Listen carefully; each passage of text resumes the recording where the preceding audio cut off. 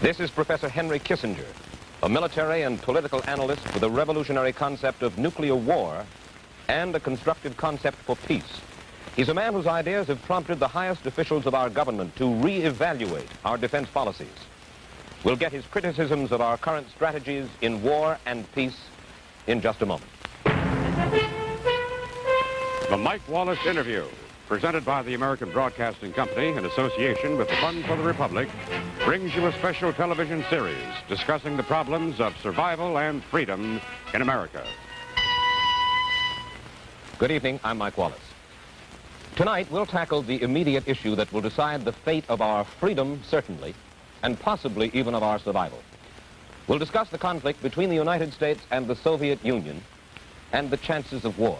Our guest, Professor Henry Kissinger, Associate Director of the Center for International Affairs at Harvard University, and the man whose recent proposals substantially influenced President Eisenhower's plan for military reorganization.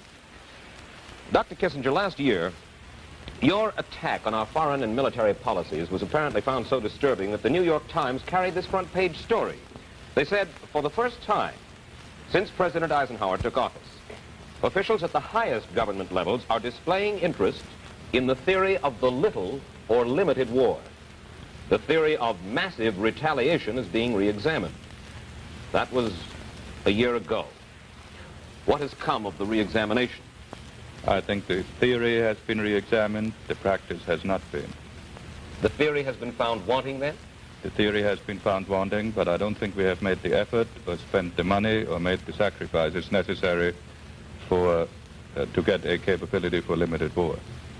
Well, now, in order to better understand your proposal for limited war, perhaps it would be well for you to define what you understand to be our current United States military policy. What is our military policy? Well, our current military policy is based on the doctrine of massive retaliation, that we threaten an all-out attack on the Soviet Union in case the Soviet Union engages in aggression anywhere. This means that against almost any form of attack, we base our policy on a threat that will involve the destruction of all mankind. And this is too risky and I think too expensive.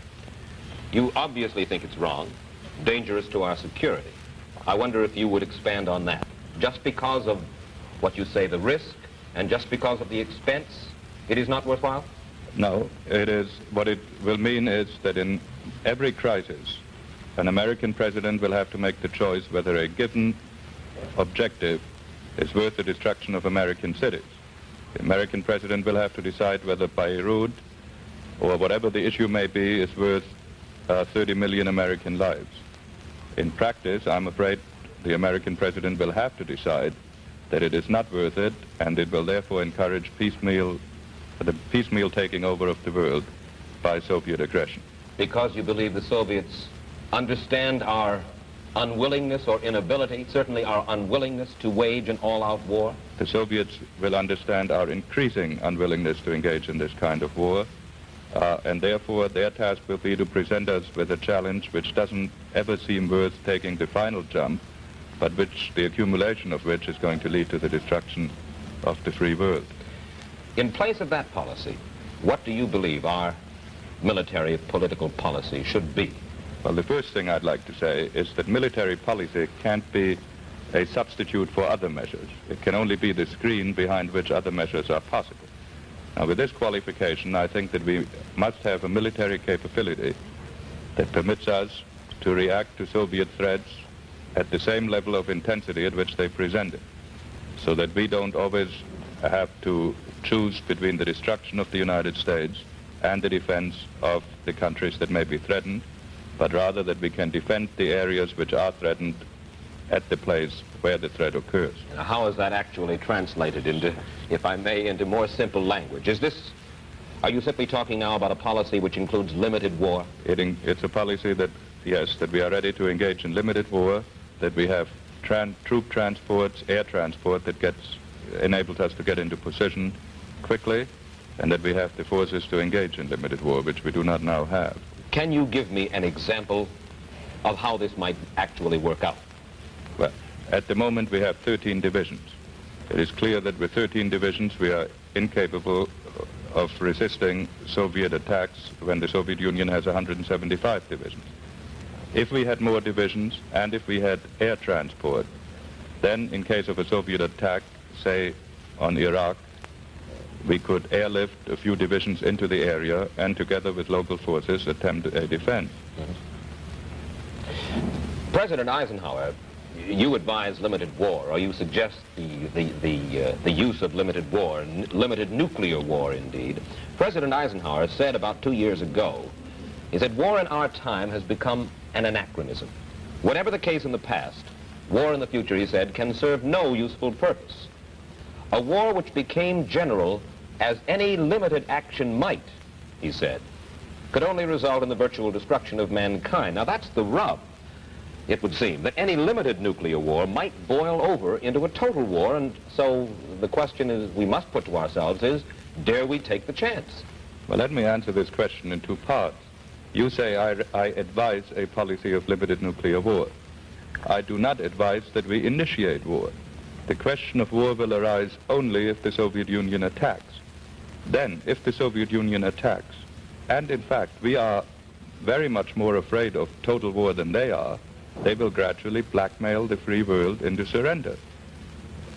Everything that I say is based on the assumption that we are as willing to run risks as the Soviet Union. If this is not the case, we are lost, and I think we ought to face that fact.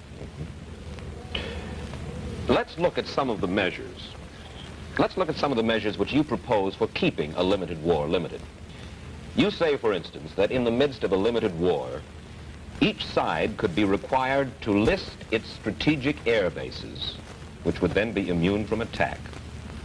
All cities within 500 miles of the battle zone would be immune from nuclear attack if they were declared open and certified so to be. It could be proposed that no weapon larger than 500 kilotons will be employed unless the enemy uses it first, and so forth. Now, two nations which up until now have been unable to agree on armament control during peacetime, according to Dr. Kissinger, are expected to engage in fairly complex Marquis of Queensberry rules in the midst of a nuclear war. It doesn't sound sensible, sir. I know it doesn't sound sensible, and nor does the destructiveness of modern weapons sound very sensible. What is required here is a completely new order of thinking. I hold no particular brief for the specific limitations which I recommended. What I am saying is this. Both sides, if they know one thing, they know that an all-out war will mean the destruction of civilization, of their own as well as of the other. They also know they will therefore have an interest in keeping any war that does break out to the smallest possible proportions. If they're looking for an excuse to expand it, they will expand it. I am assuming they're looking for an excuse to limit it. What we have to do is to bend our ingenuity towards finding means to limit any war that might break out either through accident or through design. Whether these particular limitations are absolutely the right ones, I wouldn't maintain. But the great difficulty has been that traditional military thinkers, trained with conventional strategy, have simply dismissed all new forms of thought and have not addressed themselves to what seems to me to be a very real and serious problem. Then you think American strategy should be reevaluated to restore war as a usable instrument of policy? American strategy has to face the fact that it may be confronted with war, and that if Soviet aggression confronts us with war and we are unwilling to resist, it will mean the end of our freedom. It boils down then to a value choice. In these terms, yes, I think war must be made a usable instrument of policy. Let me throw another argument at you, if I may, Dr. Kissinger. I'd like to quote from a study that has been released just a few hours ago called Foreign Policy and the Free Society, written by Walter Millis and Father John Courtney Murray. In it, analyst Walter Millis writes as follows. He says the concept of limited war presents a simple fallacy in logic. We can resort to limited war, he says, only when the objective is not vital to either side, in which case we would be unlikely to resort to war in any event, as happened in Indochina, Suez, and Hungary. He's obviously talking about the United States when he says we. What about that? am a great admirer of Mr. Miller's. I cannot agree with him there. Every one of these instances were instances where the Western position was eroded. If it is really true that we can never engage in limited war, while the Soviet Union can engage in limited war, I can only repeat that our expulsion, the collapse of the free world is inevitable. Moreover, to say that limited war is a logical fallacy doesn't mean very much. If you look at the period from 1945 to 1958, which has had the Berlin blockade, the Korean War, Indochina, Suez, Hungary, constant threats of nuclear attacks on other countries, the fact cannot be explained away on simply logical grounds. Tell me this, sir. Suppose the communists were to march into West Berlin next week. Would you, personally, and do you think the majority of the American people would want to take a chance on protecting West Berlin with a limited nuclear war? I am not saying that every Soviet attack must be answered with nuclear war. In an attack on West Berlin, I would certainly react in some manner, and in some manner that involves the use of force. If we do not, no one will ever believe in our protection again or in our word again. Whether the American people would support this or not would depend to some extent on their leadership. If you had taken a public opinion poll on, say, June 20th, 1950, whether the American people would support the defense of Korea, you might have gotten an entirely different answer than the one you had a week later when the president decided that it was essential to our interests to defend it. Then I take it what you envision is, if the government were to follow your point of view, they should announce publicly that from now on the possibility of limited nuclear war should be seriously considered by all Americans and by all of our potential enemies. I would announce that our primary purpose is to avoid war. That if we are forced into war through Soviet aggression, we would attempt to keep it to the smallest proportions necessary. That we would not use more force than was absolutely necessary to defend the safety of the free world, but that we would use the amount of force that was necessary to defend the free world.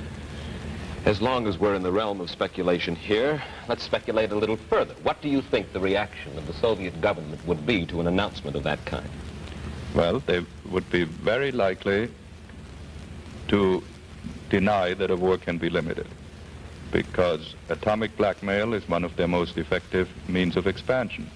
If they can create the impression that any resistance to Soviet aggression inevitably leads to the destruction of the country concerned, then many countries will prefer surrender to defending themselves. If they were faced with a real situation, however, all past experience indicates that this is not a regime that gambles everything on one throw of the dice. In the field of foreign policy and military affairs, Dr. Kissinger, you're acknowledged to be one of the most penetrating minds in the country. Last year, as I have mentioned, you published a military analysis which rocked Washington. Yet, you devoted it almost exclusively to framing a war policy rather than a peace policy. Could this be indicative of what is happening to our thinking here in America? Isn't this indeed what many of our allies criticize us for? Well, I would reject this description of my book. I did not frame a war policy. I framed a policy which I think is the only one that is going to preserve the peace. I am afraid that weakness is certainly going to lead us into a position where finally we will be forced to engage in very extreme measures to defend ourselves. I would therefore reject the description of my recommendations as a war policy.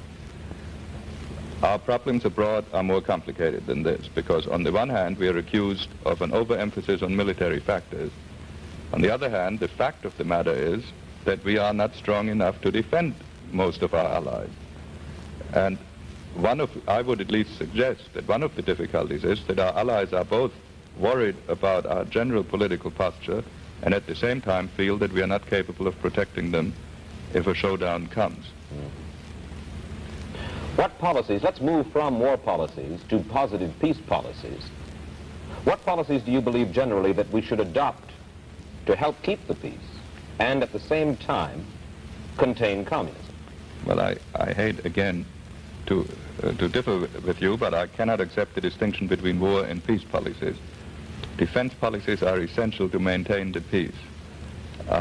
They are not, however, going to solve the political problems of the world. They are only going to give us a shield behind which we can engage in constructive measures. Mm-hmm. What is essential right now is that we identify ourselves with the tremendous revolution which is sweeping across the world. That we have some image for the construction of the free world which is based on other motives than simply defending the world against communism. We must make clear what we are for rather than what we are against. If we were clearer about the kind of world we want to bring about, if we could project this concern to other people, then we wouldn't always seem so intransigently militant. Then we would be identified with positive measures rather than with simply military alliances. Well, let's talk about some specifics. How do you regard our conduct in regard to the Algerian situation of the past few years? I think the Algerian situation is an extremely complicated and difficult one. In general, we should stand for the freedom of people. In general, we should oppose colonial regimes. On the other hand, we should come up with ideas which an independent Algeria cannot survive as a purely independent state. The great paradox of this period is that on the one hand you have a drive towards more and more sovereign states. On the other hand, there is no such thing as a purely independent state anymore. The thing that has always attracted me, therefore, would be that we would advocate a North African federation which would be tied together economically and for other development projects, and that Algeria would find its place as part of that rather than as a purely independent state. Do you look to the inclusion of Nasser and his peoples in this North African Federation? Well, initially I would I would recommend grouping Tunisia, Algeria, and Morocco. There might be another grouping of powers in the Middle East, which includes Egypt and some of the states which have had a somewhat different history than Algeria and Would Tunisia. you say that our posture vis-a-vis Egypt has been a realistic one? Do you not agree that the peoples of Africa would seem to respond to Nasser, and that we seem to support governments in the Middle East which do not always have the support of their actual inhabitants, and that perhaps Nasser has more support than some of the other governments from the people themselves?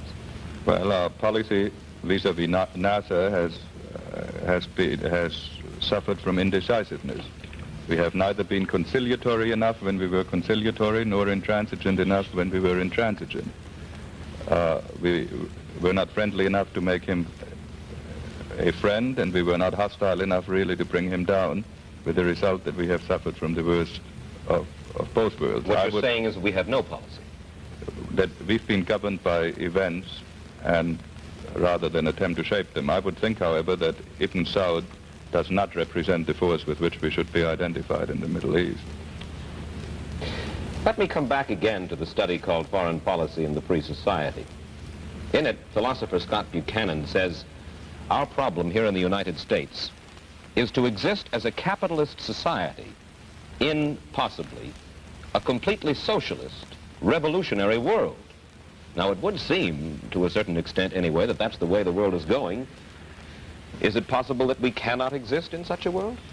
Well, you know, you could argue that the identification of socialist and revolutionary is not a very good identification. You could well argue that a capitalist society, or what is more interesting to me, a free society, is a more revolutionary phenomenon than 19th century socialism. And this illustrates precisely one of our problems. I think we should go on the spiritual offensive in the world. We should identify ourselves with the revolution. We should say that freedom, if it is liberated, can achieve many of these things. Well, what is keeping us from going on the spiritual offensive as you see it? Because we've suddenly been projected into a situation for which very little in our history has prepared us, and because I'm afraid many of the leadership groups that are engaged in foreign policy have had a set of experiences which make it rather difficult for them to come to grips with a really revolutionary situation. Well, now, in that regard, earlier this week, you told our reporter that as far as current leaders are concerned, you said, we have an administration of old men happy with the life they have led. And you considered this dangerous. Oh, you smile now. What did you mean, and why is it dangerous, and why are you smiling? Well, I made this statement. I think that the groups I was referring to are very well-meaning, very sincere, very patriotic people. The difficulty they have is that they think that the world in which they grew up is the normal world. Their tendency is, when a crisis arises, to try to smooth it over and then to wait and then to expect that the normal forces would reassert themselves. Therefore, they conduct policy a little bit like, maybe small-town bankers who think one can always draw interest on a good situation. We conduct very often our policy as if Adenauer would live forever, despite the fact that he's 82 years old. When there's no crisis, it's always very difficult to get agreement on a constructive step. Conversely, it often requires a crisis to make us engage in any action. Do you see any political leaders in the United States whom you believe have a clear grasp of America's current place in history? I think one of the very worrisome features of the situation is that I don't find any great moral dynamism on either side. When you say on either side, you mean either in the Democratic either or in the Democratic or in the Republican Party. How do you account for that, Dr. Kissinger? I think we've been assuming for too long that all we had to do, well, first of all, we are a nation of specialists. We tend to think that a problem is either economic or political or military. Many of your questions early in the program seem to me to indicate this when you said this is a policy of war and that is a policy of peace. It is hard for us to understand that we have to be able to do military, political, economic, and psychological things all simultaneously. Then we have been rather satisfied with the situation in our country as it is, and with the world in which we have lived. Our response to the world has usually been to an overpowering threat from abroad. Therefore, even when we have engaged in constructive steps like the Marshall Plan, the Greek-Turkish aid program, which were very great efforts, nevertheless, we've always justified them on the basis of a communist threat, very rarely on the basis of things we wanted to do because of our intrinsic dynamism. I believe, for example, that we reacted very wrongly to the riots in Latin America. Rather than saying these are communist-inspired and we must react to, we must keep Latin America from going communist, we should have said this recalls us to our duty. These are things we want to do because of the values we stand for, not because we want to beat the communists. But the question is, why are we as unaware? Why are we as unavailing? Is it because we have been projected into world leadership in too much of a hurry, unprepared for it? Is that one of the reasons? This is one of our very basic reasons, is that we've been projected too much in a hurry. And it must also be said in fairness that we have done rather well, considering all the challenges that have been thrown at us. It is too bad that rather well isn't good enough. Another problem is that the people who emerge in leadership positions in this country usually come from a lifetime of experience which doesn't prepare them for the conduct of foreign policy. They may come from business or from law or even from the universities. Well, certainly not in the case of John Foster Dulles. How would you evaluate the overall impact of Mr. Dulles on the world position of the United States? I think that Mr. Dulles is a very skillful tactician, that he shows extraordinary ingenuity in escaping from specific crisis situations. Unhappily, the real problem in the world at the moment is to prevent the crisis from arising. It is to project an image of American concern and of American purpose. This he is much less successful in doing. He often gives the impression of being so infatuated with the mechanics of foreign policy and with the negotiation aspect of foreign policy that he has not succeeded in projecting the deeper things we stand for, and often has created great distrust abroad. Who, if any, are the men in public life whom you admire, you personally admire and look to for leadership for the United States, Dr. Kissinger? Well, I must say, first of all, that I'm here as a non-partisan, that I'm an independent. Understood. I don't stand for either party in this. This depends. I've respected Mr. Stevenson in many of his utterances, respected Mr. Hutchison in many of his utterances, although I've disagreed with him very much on other things. It's very difficult for a party out of power to prove what it can do. But there is no Republican who comes readily to your mind in whom you have that confidence that that man has an understanding, the understanding that we need to lead us at this time. I hate to engage in personalities. I think that Mr. Nixon in his public utterances recently has shown awareness of the situation, but I'd rather not deal in personalities if you ask me questions on issues. Yes, of course we're going to have to. We're going to have to deal in personalities because personalities are leaders, and personalities are the people who eventually have to enunciate the issues. I'm sorry, sir, but our time has run out, and I'm very grateful to you for coming here from Cambridge to spend this half hour with us, Dr. Kissinger. Been re-examined, the practice has not been. The theory has been found wanting then? The theory has been found wanting, but I don't think we have made the effort or spent the money or made the sacrifices necessary for to get a capability for limited war. Well, now, in order to better understand your proposal for limited war, perhaps it would be well for you to define what you understand to be our current United States military policy. What is our military policy? Well, our current military policy is based on the doctrine of massive retaliation. Dr. Kissinger, last year, your attack on our foreign and military policies was apparently found so disturbing that the New York Times carried this front page story. They said, for the first time since President Eisenhower took office, officials at the highest government levels are displaying interest in the theory of the little or limited war. The theory of massive retaliation is being re-examined. That was a year ago. What has come of the re-examination? I think the theory has been...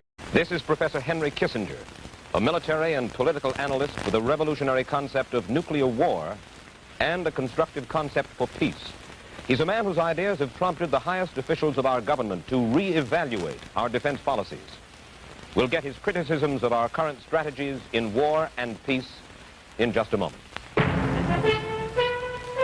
The Mike Wallace Interview, presented by the American Broadcasting Company in association with the Fund for the Republic, brings you a special television series discussing the problems of survival. That we threaten an all-out attack on the Soviet Union in case the Soviet Union engages in aggression anywhere. This means that against almost any form of attack, we base our policy on a threat that will involve the destruction of all mankind. And this is too risky and I think too expensive. You obviously think it's wrong, dangerous to our security. I wonder if you would expand on that, just because of what... Survival and freedom in America. Good evening, I'm Mike Wallace. Tonight, we'll tackle the immediate issue that will decide the fate of our freedom, certainly, and possibly even of our survival. We'll discuss the conflict between the United States and the Soviet Union and the chances of war. Our guest, Professor Henry Kissinger, Associate Director of the Center for International Affairs at Harvard University, and the man whose recent proposals substantially influenced President Eisenhower's plan for military reorganization.